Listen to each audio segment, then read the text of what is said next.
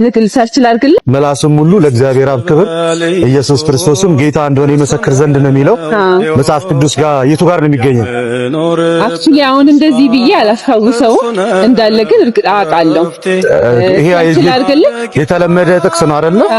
መላስም ሁሉ ለእግዚአብሔር አብ ክብር ኢየሱስም ጌታ እንደሆነ ይመሰክር ዘንድ የሚለው ግልጽ ነው እና የቱ ጋር ነው ያለው? ልክል ሰርች ላድርግልህ ሰርች አድርገሽ ነው እንደዚህ አታውቂው?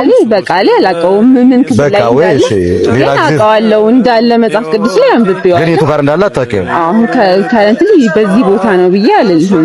በቃ ችግር የለውም። ይሄ ምንድን ነው? ራእይ ላይ ያለ ይመስለኛል። ራእይ ዮሐንስ ላይ ኦኬ በቃ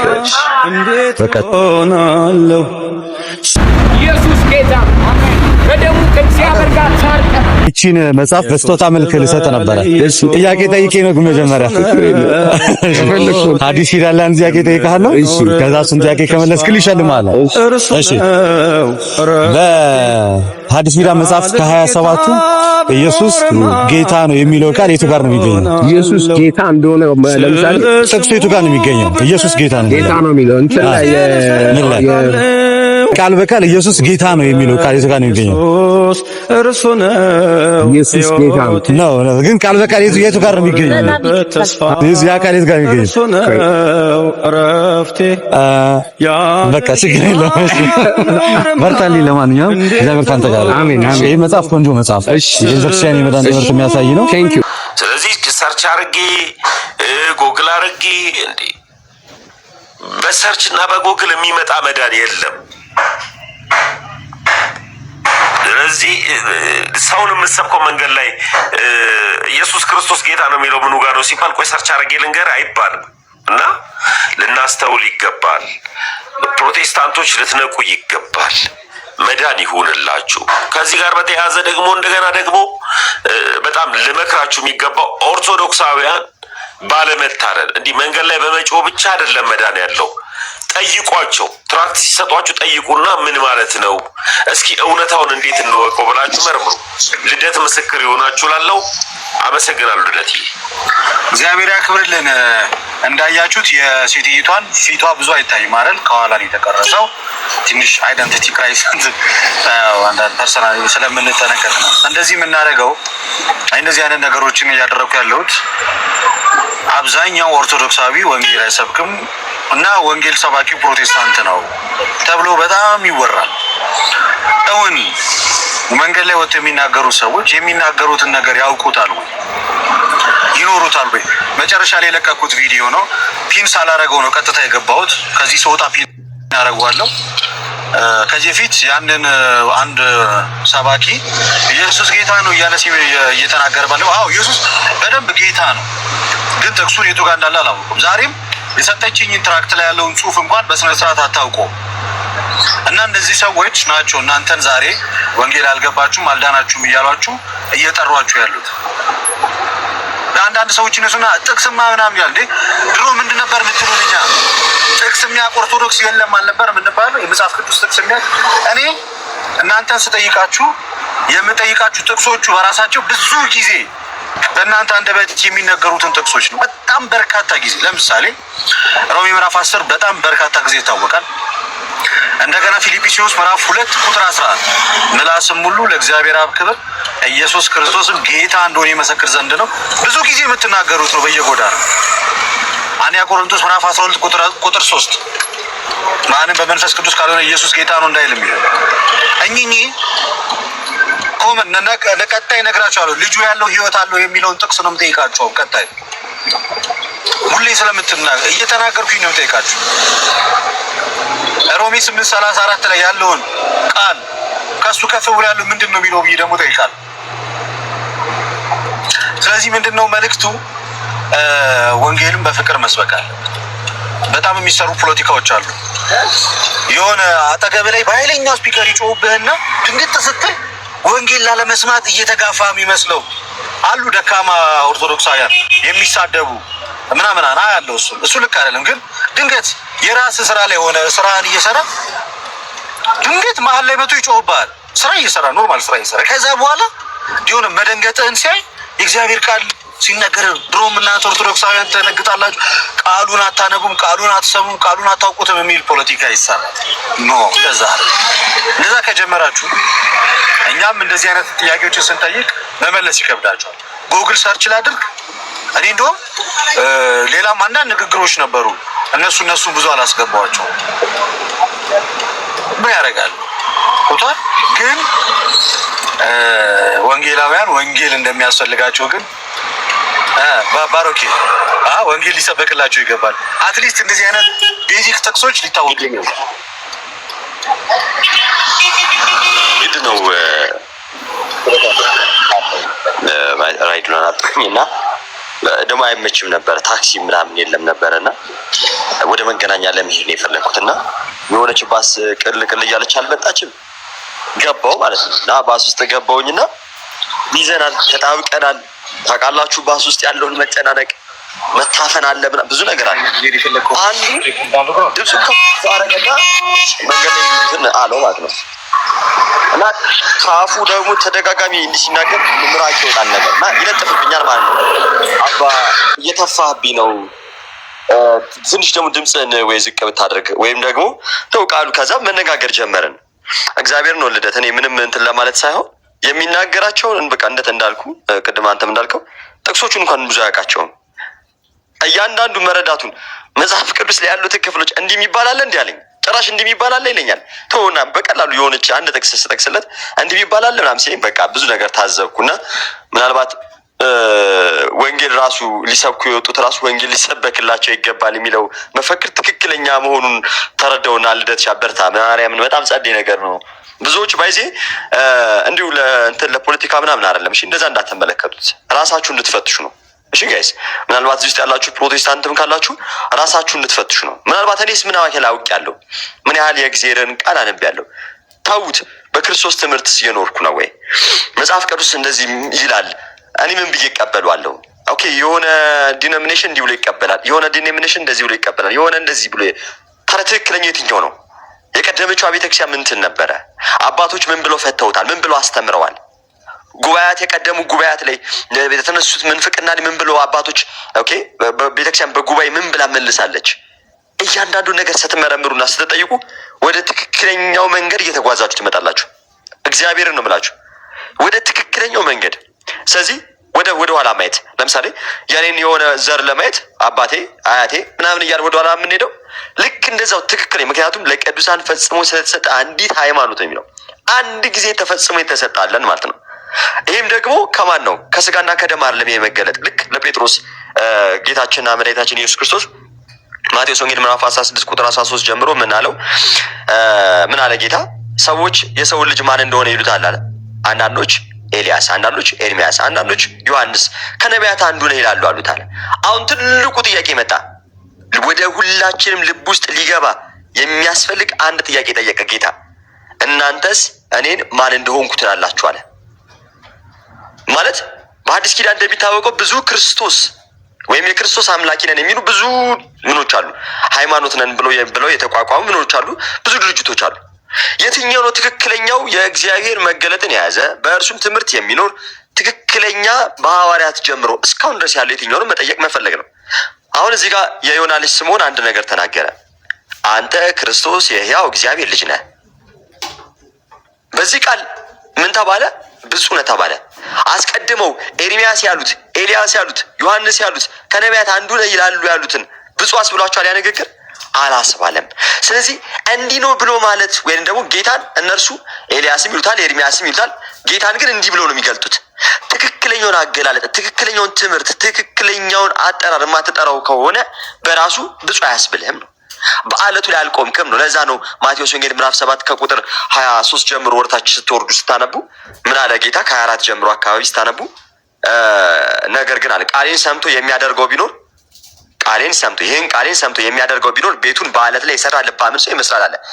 ዝናብም ዘነበ፣ ንፋሱም መጣ ነፈሰ፣ ጎርፉም ምን አለ ጎረፈ፣ ገፋው፣ ያንን ቤት አልወደቀም፣ በአለት ላይ ስለተሰራ። ስለዚህ አለቱ ላይ መጽናትና መቆም የምትችሉት በምንድን ነው? በቃሉ ነው። ክርስቶስ የሕያው እግዚአብሔር ልጅ አያችሁ ኢየሱስ ክርስቶስ የእግዚአብሔር ልጅ ነው ብላችሁ ኮንፌስ ስታረጉ ምን ብላችሁ? ለዛ ነው እኮ ጌታ ዝቅ ስትሉ 21 ላይ አቤቱ ጌታዊ ጌታዊ የሚለኝ ሁሉ መንግስቴን የሚወርስ አይደለም በሰማያት ያለው የአባቴን ፈቃድ ጭምር የሚያደርግ እንጂ አለው። በሰማያት ያለው የአባቴን ፈቃድ ጭምር የሚያደርግ እንጂ። ኦኬ ስለዚህ ጌታ ብላችሁ ስለጠራችሁ ጌታ ስላልን ነው እንደዛ አይደለም። ትክክለኛውን ለምሳሌ በኖ ዘመን የኖ መርከብ ነበረች አይደል? በኖ ዘመን የኖ መርከብ ነበረች እና በዛ ዘመን ላይ ብዙ ጀልባዎች ምናምን መርከቦች ሊኖሩ ይችላሉ። የተረፈችው ግን ማን የነበረባት መርከብ ነች? ኖህ የነበረባት መርከብ። በአዲስ ኪዳንም ብዙ የክርስቶስ ቤተክርስቲያንን ብለው ራሳቸውን የሚጠሩ ብዙ የክርስቶስ ቤተክርስቲያንን ብለው የሚናገሩ ሊኖሩ ይችላሉ። የምትተርፈዋ ግን አንዲቷ ማን? ሙሽራይቱ የተባለች እርሷም አካሉ እርሱም ራስ የሆነላት ክርስቶስ ኢየሱስ ያለባት ቤተክርስቲያን ብቻ ትመጣለች። ማን ይመጣል? ሙሽራዋ። ማን ሊወስድ? ሙሽራይቱን ይወስዳታል። ያንም ወደ ተዘጋጀልን ለዘላለም እንኖር የተዘጋጀልን ስፍራ አለ። ዓለም ከተፈጠረ ጀምሮ ወደ ተዘጋጀላችሁ መንግስት ግቡ አይደል የሚለው ማቴዎስ ወንጌል ምዕራፍ 25 ከቁጥር 30 ጀምሮ ሲናገር ጌታ ግቡ ይለናል። የተዘጋጀልን ስፍራ አለ። ስለዚህ ያንን ስፍራ የምናገኘው በዛ ውስጥ የምንገኘው በትክክለኛው በአንዲቷ መንገድ ስንጓዝ ነውና መመርመር፣ መጠየቅ፣ መፈለግ አለባችሁ። ራሳችሁ እንድትፈትሹ ነው ልደቱ እኮ ይሄንን ቻሌንጅ የጀመረላችሁና ሰው ብትጠቀሙበት የምሬን ነው የምላችሁ። ሁላችንም ማወቃችን የእግዚአብሔርን ቃል መመርመር ለኛ መልካም ነው፣ ለኛ ጥሩ ነው እና እንደዛ ነው። ልደቱ እኮ በጣም ደስ የሚል ቪዲዮ ነው አይቼዋለሁ። ተባረክልን ቡር። እሺ ልደትሻ አንድ ነገር ቀጥል። ቪዲዮውን ብቻ እየገባችሁ ክርስቲያኖች አንዴ ኃይልሽ ቪዲዮውን እየገባችሁ መጨረሻ ላይ የለቀኩት ቪዲዮ አድርጋለሁ ፖስት አድርጉት።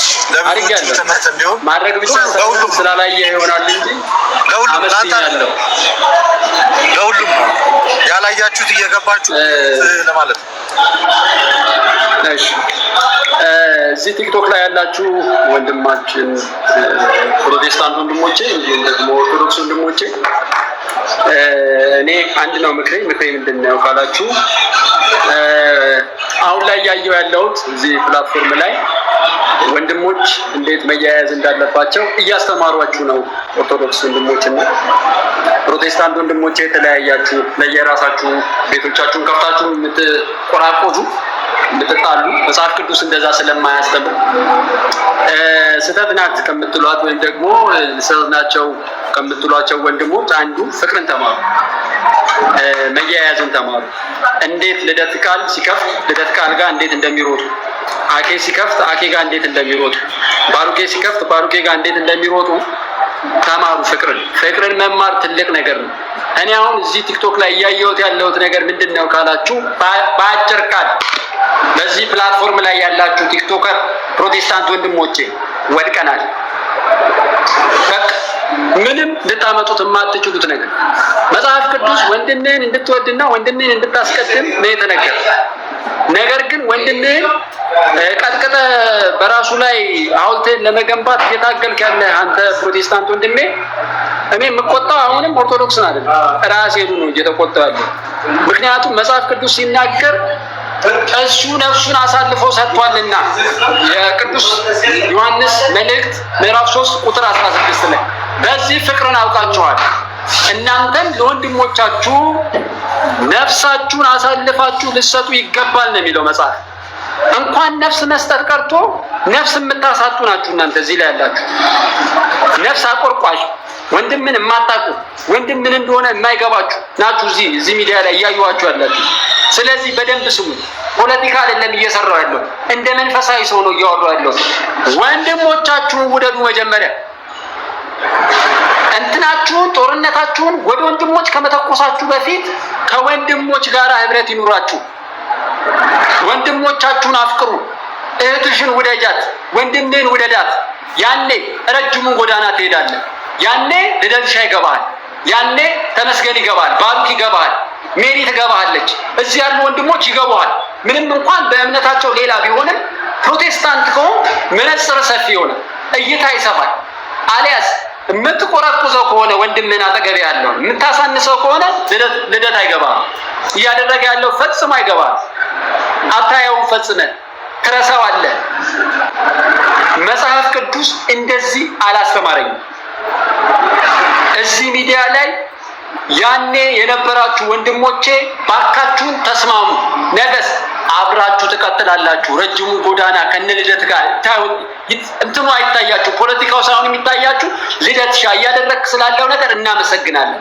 እያበረታታቸው ስላለ ነገር አሁን እቺ ሴት እንግዲህ ጠየቃት፣ አቃታት ማለት ሌላ ቀን አታነብም ማለት ነው። እንድታነብ ያደርጋታል ቢያንስ ማለት ነው።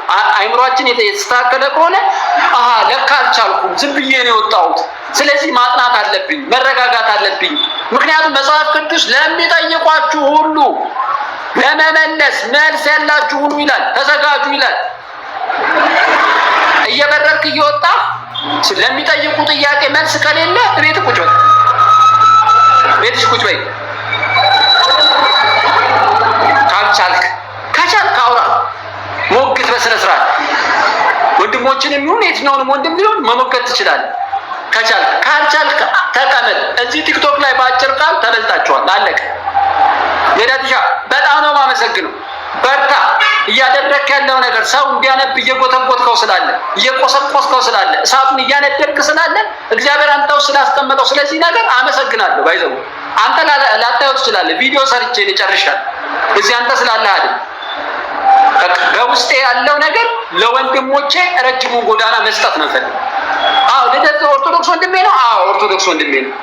እኔስ ፕሮቴስታንት ወንድሙ ነኝ። እና ፕሮቴስታንት ወንድሙ ምን ያደርግለታል? ልደት ያስቀድመዋል። ከቀደመውስ በቃ እያሳየው ነው። መጽሐፍ ቅዱስን ይሄው አንብብ እያለ ካለ በቃ ቀጥል ልደትሻ፣ እኔም ከኋላ እከተላለሁ። እኔም ነገር የምነግራቸው ብዙዎች አሉ። እያቀለለላችሁ እኮ ነው መጽሐፍ ቅዱስን የሚያነብ ትውልድ መገኘቱ። ኧረ ልደትሻ ትውልዱን እያነቃቃው ስላለ የእግዚአብሔርን ቃል እንዲያውቅ ባሩክ፣ አሁን ቅድም የተናገርከው ወንድም ባሩክ፣ በቃ እንደዛ ነው። መያያዝ ነው ያለብን። የምን መቆራቆዝ ነው? አንዱ እዛ ተሰልፎ አንዱ እዚህ መታቆስ። ኧረ እኔ ደስ አይለኝም። ባይዘው እኔ እድገቴም እንደዚህ ስላልሆነ ያው ልደትሻ ታውቃለህ፣ እኔ ደስ አይለኝም። አንዳንዱ አሁን ለቴና ወደ ኦርቶዶክስ ይለኛል። እኔ አልሄድም፣ ግን የምወዳቸው ወንድሞቼ ናቸው። ይቀጥሉ፣ አበረታታቸዋለሁ። የተባረኩ ናቸው ደግሞ ተባረኩ። እሺ ልደትሻ በርቱልኝ፣ ሁላችሁም እዚህ ሚዲያ ያላችሁ። ኃይልሻዬ አንተ የተወደድክ ወንድም፣ እኛም በጣም እንወዳለን።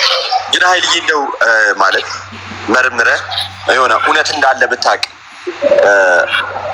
ማለት ኦርቶዶክስ ስለሆነች ነው የማትመጣው ወይንስ እውነት እንዳለ ብታውቅ ወደ ኦርቶዶክስ መምጣት ይቀራል? ማለት ትክክል ነገር እንዳለች ብታውቅ ብትመረምረና ብትረዳ። እኔ አሁን እንግዲህ ያለሁበት ብርሃን ተመችቶኛል። የበራልኝ ብርሃን በርቶልኝ። እኔ ከልጅነቴም ጀምሮ በዚህ በፕሮቴስታንቱ ስለሆነ ያለው ብርሃን ልለቀው ማልችለው ብርሃን ነው። ኦርቶዶክስ ግን ምናልባት ምናምን ብዬ አላምንም። እኔ በደንብ ኦርቶዶክስ እንደዛ ብዬ አላምንም። ግን ጥያቄን በደንብ አልሰማኸኝ። ምናልባት ትክክል እንደሆነች ብታውቅና ብትረዳ ነበር። ምክንያቱም እንደሚታወቀው ሰይጣንም የብርሃን መልአክ እስኪመስል ድረስ ራሱን ይቀይራል። ብርሃን ብዙ አይነት ብርሃን መስለው ሊመጡ ይችላሉ። ሲመጡም ደግሞ ውሸተኛ ብርሃን ወይም የሐሰት ብርሃን መስለው አይመጡም። ራሳቸውን የእውነት አስመስለው ገልጠው ነው የሚመጡት። ለምሳሌ እኛ ኦርቶዶክሳውያን በብርሃን ውስጥ እንዳለን እናውቃለን። ምክንያቱም እውነተኛው ብርሃን ክርስቶስ ኢየሱስ ነው። እርሱም ደግሞ አንድ ጊዜ የበራ ራሱ ፀሐይንም ራሱ የሚያበራት የፈጠራት የእሷን ባለቤት የሆነው ክርስቶስ ኢየሱስ እውነተኛ ብርሃን ነው። እርሱን ደግሞ አግኝተናል ብለን እንላለን። ለምሳሌ ኦንሊ ጂሰስ የሆነው ከፕሮቴስታንት ያው የወጣው ግን ኦንሊ ጂሰሱም ራሱን ብናየው በስላሴ አያምኑም። ግልሳናትን እና ቢቃም እሱ ባይዘው ለኔ መጽሐፍ ቅዱስ የያዘ ሙስሊም ነው። ጂሰስ ወደ እኔ እንዳታመጣው ወደ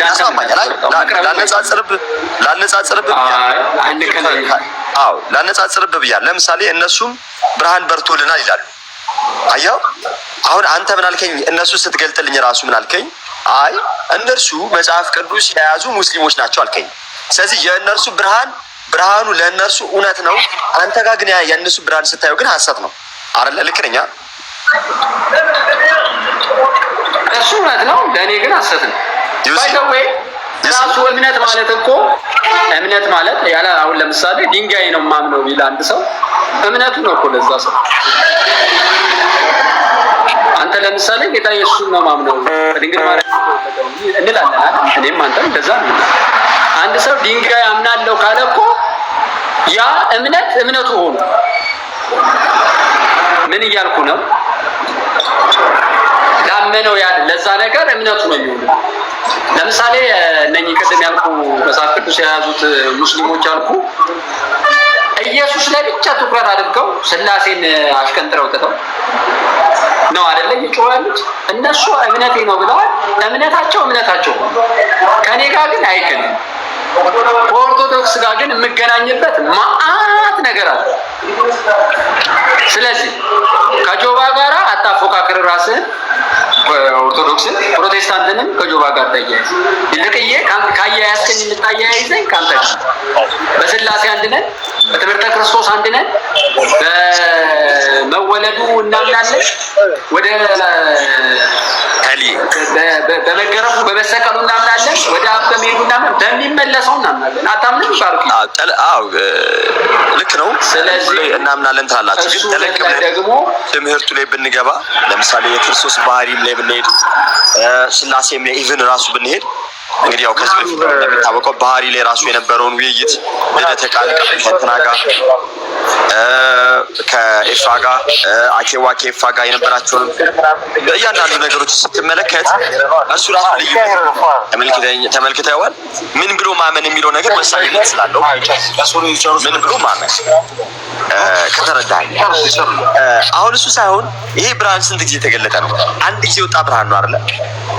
ኃይሌ አንድ ጊዜ ወጣ ብርሃን ነው አይደል?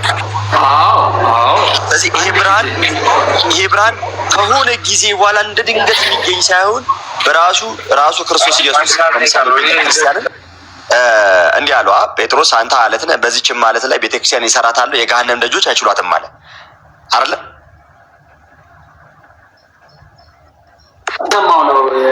ትክክል።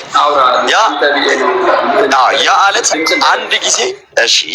አንድ ጊዜ አለ ቤተክርስቲያንን ብሏል። እቺን ቤተክርስቲያን ደግሞ ማቴዎስ ወንጌል ምዕራፍ 28 ቁጥር 19 እና 20 ላይ ደግሞ ምን አለን? ሂዱ አሕዛብን ሁሉ በአብ በወልድ እና በመንፈስ ቅዱስም እያጠመቃችኋቸው ያዘዝኳችሁንም ሁሉ እንዲጠብቁ እየነገራችኋቸው ደቀ መዛሙርቴ አድርጓቸው ካለ በኋላ እኔም እስከ ዓለም ፍጻሜ ድረስ ሁል ጊዜ ከእናንተ ጋር አለሁ አለ። ያዘዝኳችሁን ሁሉ ጊዜ ሼር ማድረግ ደግሞ ቪዲዮ በደንብ ብዙዎች ጋር እንዲደርስ ያደርጓል። ይሄ ቪዲዮ ብዙዎች ጋር ሲደርስ ደግሞ ብዙ ፕሮቴስታንቶችም እንዲማሩበት ያደርጋል። ብዙ ኦርቶዶክሳውያንም ደግሞ ብዙ ነገሮችን እንዲያውቁ ስለሚያደርጋቸው፣ ስለዚህ እኛም ደግሞ ይህንን ወንጌል ማቀላጠፍና ማቀጣጠል እንችላለን። ልክ የሆነ አውደ ምሕረት ላይ ወንበርን መደርደር በሉት ብዙዎች እንዲማሩ እያደረጋችሁ ነው።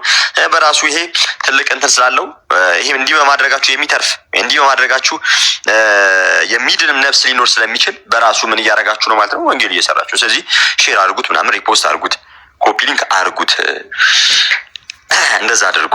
አይ መጽሐፍ ቅዱስ እኔ ጀነራሊ አጠቃላይ ለኦርቶዶክሱም ብቻ አይደለም ለወንጌላዊ ብቻ አይደለም ከዛም ውጭ ላሉ ሰዎች ማንበብ፣ እውነታውን ማወቅ፣ መመርመር፣ መፈለግ ሁሉንም ነገር ለሁሉም አስፈላጊ ነው ብዬ አምናለሁ። ስፔሲፊክሊ ለአንድ ሪሊጅን ብቻ ሳይሆን ለሁሉም ማለት ነው። የሰው ልጅ ለተባለ ጠቅላላ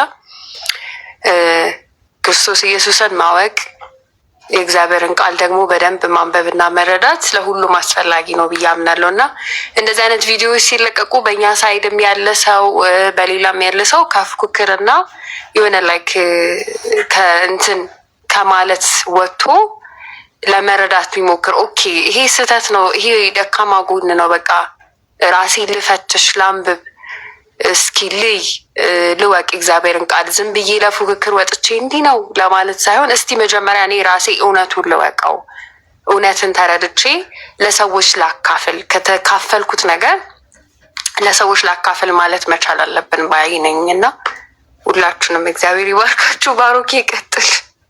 ይሁን ነገር እያልክ ነበር። እሺ አዋይ አክቹሊ ያው እያጠቃለልኩ ነበር መሀል ላይ ለምን እንደሆነ አላውቅም። ቅል ነገር አድርጎ አወጣኝ ስልክ ሲደውል ማለት ነው። ኃይልዬም በቃ ሲመጣ ስለምንቀጥለው ግን ለማንኛውም ልላችሁ የፈለግኩት ምንድነው ጠቅለል ሳደርገው ጌታ ይሄ ብርሃን አንድ ጊዜ የበራ ነው።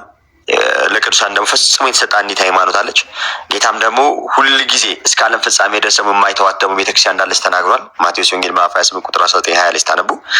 ስለዚህ እቺ ቤተክርስቲያን ደግሞ የገሃነም ደጆች ሊችሏት እንደማትችልም እዛው ማቴዎስ ላይም ተጽፏል። እዛው ኤፌሶን 5:27 ላይ እድፈት ወይም የፊት መጨማድ ወይም እንዲህ ያለ ነገር ከቶ ሳይሆንባት ቅድስና ያለ ነውር ትሆን ዘንድ ክብርት የሆነችን ቤተክርስቲያን ለራሱ እንዲያቀርብ ፈለገ ይለናል ቅዱስ ጳውሎስ። እና ቤተክርስቲያን ወደኋላ እያያችሁ ድጋሚ የመጣ ብርሃን ከሌለ አስቀድሞ የነበረ ብርሃን አለ ማለት ነው። በዘመናት ውስጥ ደግሞ እንደሚታወቀው ሪፎርመሮቹ ሳይነሱ በፊት ፕሮቴስታንቲዝም የሚባል ነገር የለም። ተመልከቱ፣ ምን አለ ብለናል? አስቀድመን አንድ ጊዜ የወጣ እውነተኛ ብርሃን አለ ብለናል። እርሱም ክርስቶስ መሆኑን እንተማመናለን። ይሰማላ? ሜርሻ የድምጼ ይሰማል? ድምጼ እሺ፣ ተመልከቱ ጋይስ፣ አንድ ጊዜ የወጣ ምን አለ ብለናል? ብርሃን አለ። ያ እውነተኛ ብርሃን ደግሞ አንድ ጊዜ የወጣ ነው ብለናል። ስለዚህ አስቀድሞ የነበረ ብርሃን ከሆነ ዳግም የሚመጣ ሌላ አዲስ ብርሃን የለም ማለት ነው።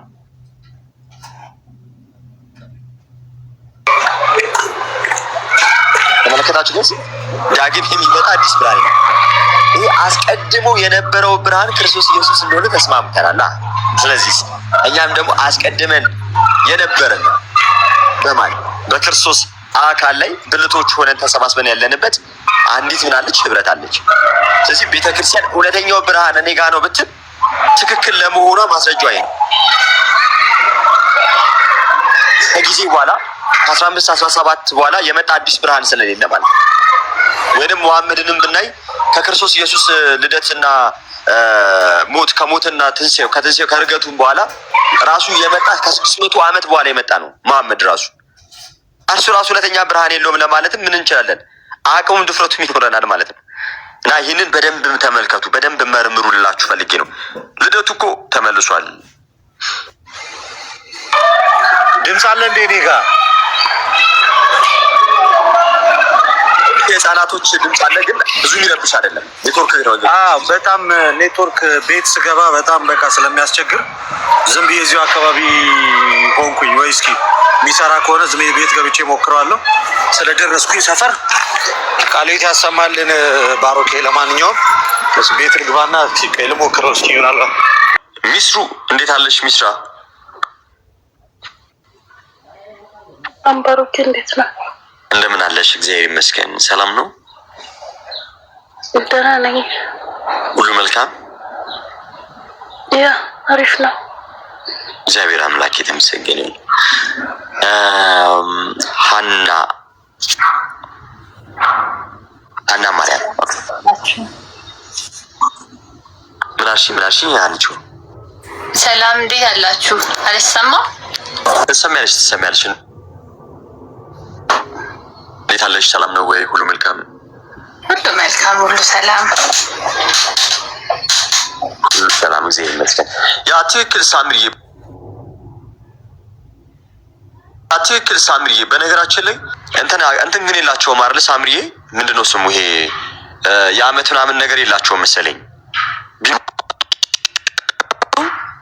በጣም መልካም ነበረ። እግዚአብሔርን እኔ እንዴት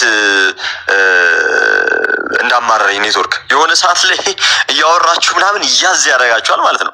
የሆነ ሰዓት ላይ በቃ ጥሩ ቦታ ላይ እግዚአብሔርን ወይ እናንተ መናገር የጀመራችሁበት ሰዓት ላይ ወይም ደግሞ እናንተ መናገር የሚያስፈልጋችሁ ሰዓት ላይ ይቆማል፣ ወይም መስማት ያለባችሁ ቦታ ላይ ይቆማል እና ኔትወርኩ ተልእኮ ያለው ነው የሚመስለው። እናቴን የኢትዮ ቴሌኮም በጣም ያናደደው እግዚአብሔርን የማይሆን እኮ ነው። የሆነ ሰዓት ላይ ጭልጥ ብሎ ይጠፋል አይደለ? በራሱ ዳታውን ጥቅም አድርጎ ነው የሚዘጋው። እውነት ሳፋሪኮም ምን ያክል የለም ይሻላል ነው። ግን አንቺ እሱ ነው የምጠቀም ይርሻ።